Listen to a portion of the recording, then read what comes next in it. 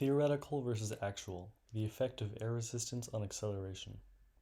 Aidan and I decided to conduct an experiment to best illustrate the concept of air resistance and its effect on an object's acceleration.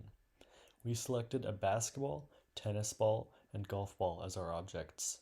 We found the mass of the three to be as follows: tennis ball 52 grams, golf ball 46 grams, and basketball 588 grams. We traveled to Ida B. Wells High School to drop the three balls from the top of the bleachers. We found the exact height of the drop, which turned out to be 32 feet 9 inches, or just 0.02 shy of 10 meters. We dropped each ball twice and averaged the times. Interestingly, our trials for both the tennis ball and the golf ball yielded identical results, with both tennis ball trials taking 1.5 seconds to fall and both golf ball trials taking 1.44 seconds to fall.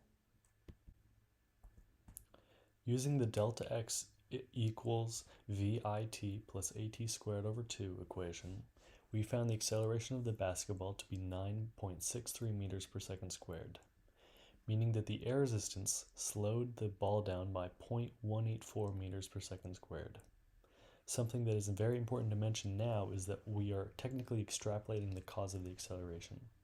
While we do know that these objects were decelerated by something, we don't know that this thing was air resistance. It could have been an alien force beam or wind or something else, but for the purpose of this investigation, we're going to assume it's air resistance. Using the same equation for the tennis ball, we found an acceleration due to air resistance of 0.927 meters per second squared. And finally, using the same equation for the golf balls, we found an acceleration due to air resistance of 0.184 meters per second squared. Using the accepted value for acceleration near the surface of the Earth, being 9.81 meters per second squared, we found a theoretical time of 1.42 seconds. That is just 0.02 seconds faster than the time we collected for the golf ball and the basketball. In our very limited testing, both the golf ball and the basketball took the same amount of time, on average, to fall. The tennis ball took only 0.06 seconds longer than either of the others. However, the mass of the balls, particularly the basketball, were very different from each other. The basketball took the same amount of time to fall as the golf ball, despite having 10 times the mass.